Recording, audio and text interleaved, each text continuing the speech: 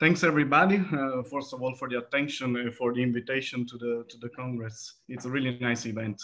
I'm Yuri Simone, I'm from University of Porto, and I'm a third year PhD student. And today I'm going to talk to you about scorpion, their chela, and how they are used in defensive behavior under an ethological point of view, and then we are going to understand a little bit more what happened at morphological and biomechanical point of view.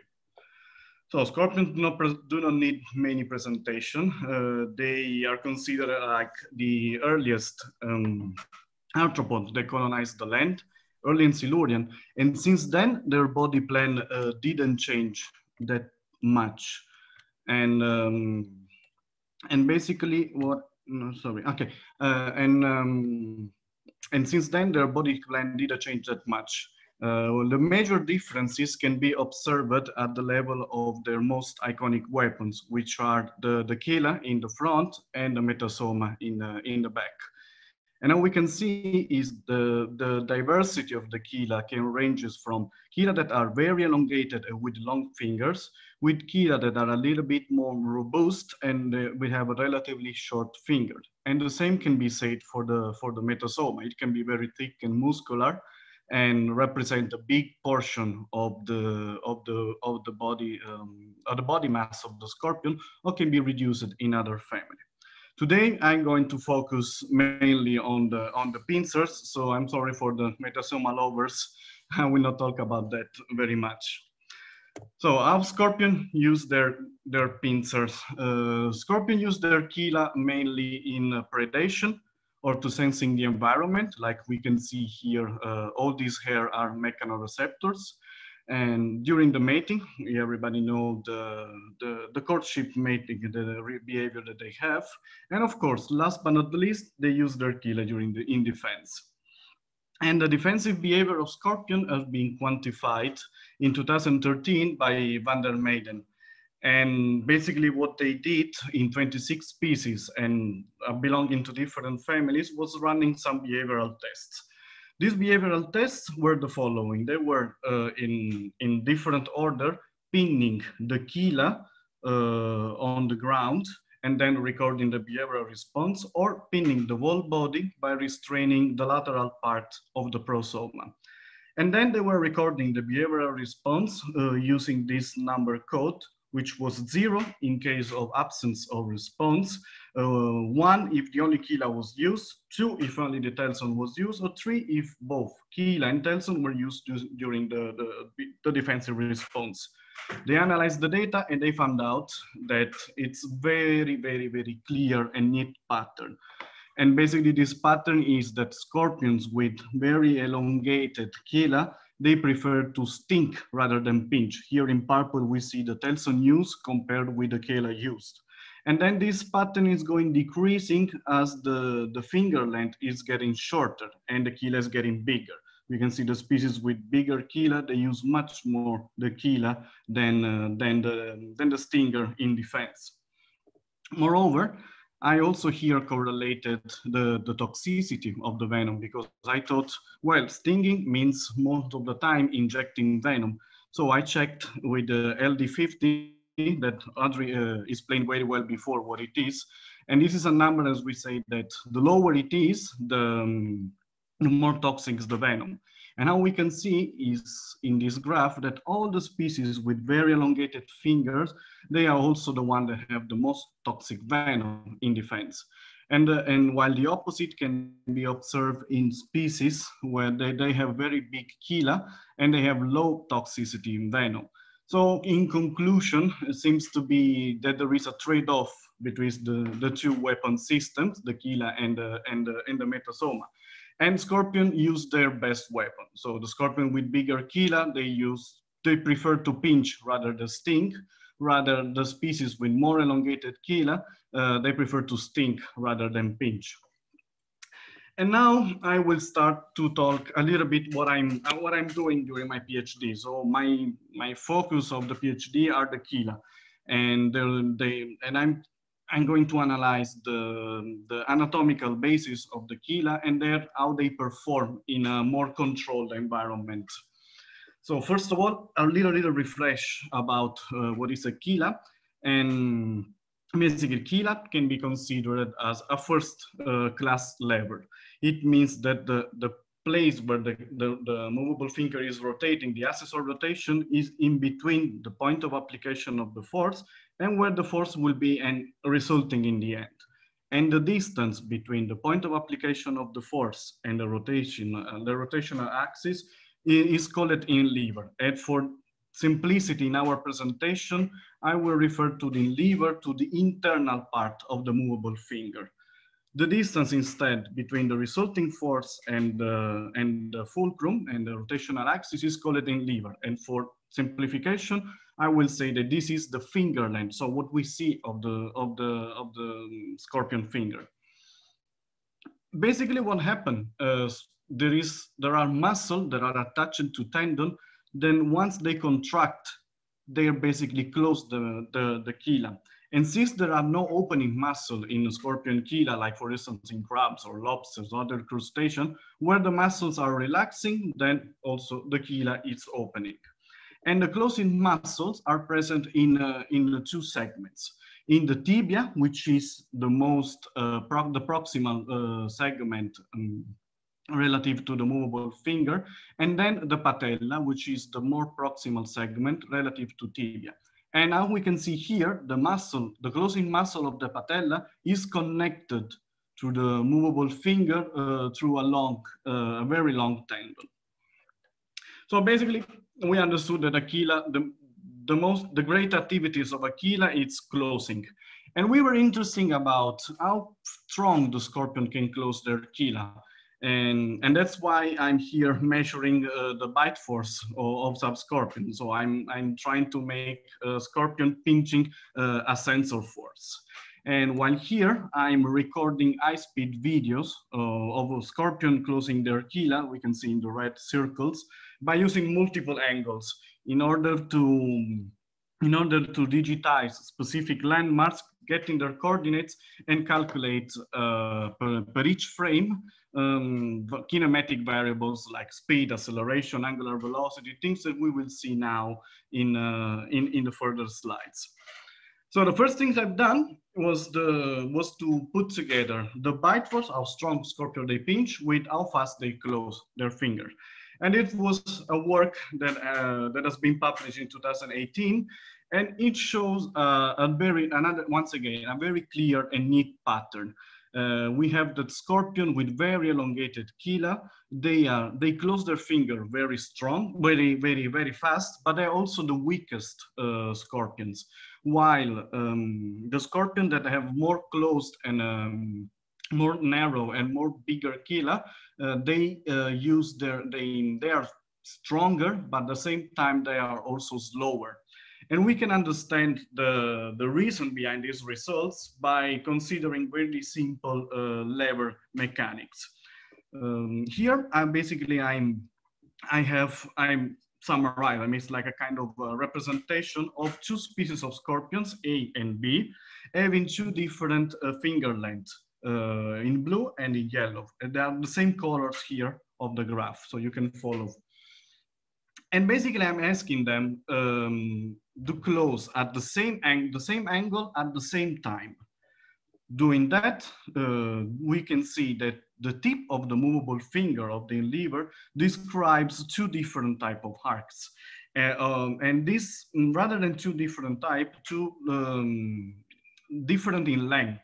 And if we want to know the velocity about how this point moved from here to here, we can apply the velocity formula that it basically says that it's distance over time, but we kept the time the same. So we can understand that species with more elongated finger, they close faster than the species that have shorter out levers or shorter finger lengths. But then since we kept the angle the same and the time the same, the angular velocity is not affected by the finger length. We will see later which are the implications of angular velocity. And then here we can make the same representation with the force. We know by basic lever mechanics that the force applied is the same of the resulting force if the the external part of the scorpion and the internal part of the movable finger is the same. But what if we keep the internal part of the whole chela the same, so the internal part the same, and we just modify the length of the movable finger? We can see that the force applied in the species with the short out lever, so the short finger, increases, is amplified.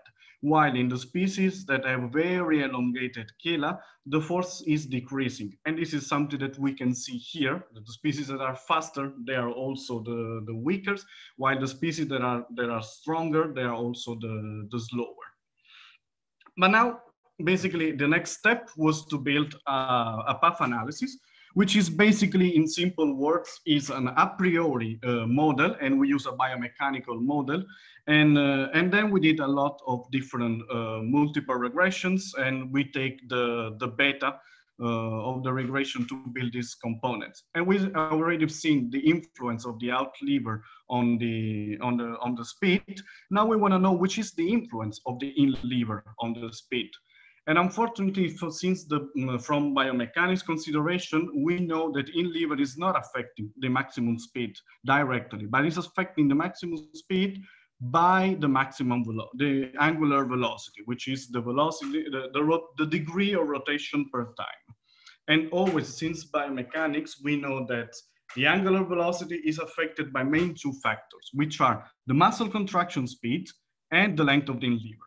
Unfortunately, by the date of that study, we didn't have any data about muscle contraction speed. So we assume be the same for all the scorpions.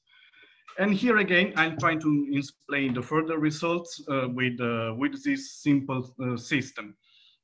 Now we are looking not the external part of the chela, but we are looking the internal part of the chela, so the in lever. And imagine that we have two scorpions with two different in lever length. The species A has a shorter in lever and the species B with longer in lever. And we make contract their muscle at the same speed, let's say 1 millimeter per second in the same time. So basically they will describe the same arc, 1 millimeter each. But this time, let's see what happened to the angles. The angles are different, and the angles described by the species with the shorter in lever are greater than the angle described by the species with longer in lever. And now, again, using by our formula, we can see that since the angles described in the species with shorter in lever is bigger, we can see that species with shorter in lever are also the one that have the maximum angular velocity. And guess who is the one that has the shorter in lever? The species with longer out lever. So there is a kind of compensation. Whatever is short in one side, then get elongated to maximize performance. And we can see in this graph, the species that have a long in lever and short out lever, they have also low values of angular velocity, while the species with long out lever and short in lever, they also have the highest value of angular velocity. But as I said, we had no information about muscle contraction speed. And this is a parameter which is very complex. It depends on sarcometer length, on fiber orientation of the muscles, depends also on the fiber type of the muscles. And then we started to understand, okay, we need to know more about muscle physiology of scorpions. So what we did was having the luck of doing some synchrotron scans. And for who is not familiar with synchrotron scans, we can say that are like the top-notch micro CT scan, which are a little bit more common. And from that, we basically used two different species with two different chela type. And I reconstructed in 3D the internal anatomy of these scorpions. And what we can see is that these chelas are completely different. And from this data, or from these 3D volumes, I was able to starting to get at least some information about the muscle architecture, which are the fiber orientation and the fiber length. And while I was interested in fiber length and fiber orientation, once again, a little bit of refresh just to follow the next results. When you have muscles have a particular shape. And I can simply say that the muscles that have long fibers, they are more adapted for speed. So they provided speed to the system, while the muscles that have more fibers in parallel, so a larger surface, they are more adapted for providing force. But as we can see here, those are two types of muscles that are directly attached to the tendon and are called at a zero angle. And those are called parallel. But muscles in nature are known to be, to be of different shape. We have parallel muscles, but we also have that the fibers are oriented to the tendon. So they have an angle different from zero, greater than zero. And this is this is a solution that nature found to pack more fibers for the same unit. And more fibers in parallel means having more force. Anyway, just to let you know and to take on message, having more fiber oriented with an angle is true that allowed to pack more fibers at the same for the same area, but it's for each fiber we have a decreasing of the force. So it's a kind of trade-off. We have more fibers in parallel, which is good for force, but each fiber is not performing at 100%, is losing part of the force. And then if you want more details, I can explain in the questions or privately whenever you want. And so then I started to analyze the preliminary results, and I'm analyzing the muscle in the tibia, so in the segment which is behind the movable finger. And I started to make some hypotheses. I started with pennation angles, which are the angles at which the fibers are orientated. And I said, okay, scorpion is a stronger species, must have a larger pennation angle because they can pack more fibers in their muscle than Otentota, which is the species with longer finger. And actually I was right. So basically for the first results, we can see that the orientation of the fibers is greater in the species with more robust chela rather than in the species with very elongated chela. And then I said, okay, let's measure the fiber length and let's see what happened. I was expecting the species with more elongated finger having longer fibers than the scorpion. And what I got was not something that I was expecting. And this is mainly due to the fact that here the trick of correcting for size, for what about muscle fibers, doesn't work. What we need to know to normalize fiber length across all the animals, from an elephant to a shrew, is knowing the sarcomeral length. And this is an information that I don't have yet. I will work on it in the further months. But anyway, those are only the muscles that are relative to the tibia. And I'm forgetting something. And yet I'm not including in this preliminary analysis the patella muscles. But the patella muscles, as we can see here in these two species, are two completely muscles. Those are parallel muscles, which means that are optimized for speed, and they have a really different volume. We can see that in the species with longer finger, these muscles is huge. It's more or less in terms of volume, the same volume that the whole muscles that are packed here. While in the other species, these muscles is simply ridiculous in terms of size. So also I believe, and I don't have the data yet to show you, maybe in the next edition of the Congress, I can give you some answers more. But I believe that the reason why these scorpions are particularly faster and optimized for speed is in these muscles here. So you're going to go into your question time. Okay, I'm finished. I'm just finished. I was just turning out a conclusion, and so basically, we found out that scorpions defend differently according to the weapons they have, and there is difference, and there is a trade-off between force and speed. So species cannot be faster and slower and stronger at the same time. And the structural portion of the chela only explain partially the variability observed. We need to have more information about the physiology of the muscles. And here there are some acknowledgements. I want to acknowledge my supervisor and then Julio that gave me a lot of pictures, the organizer of the Congress for the huge work that they've done and for the patients. Here are my funding, and thanks for the attention.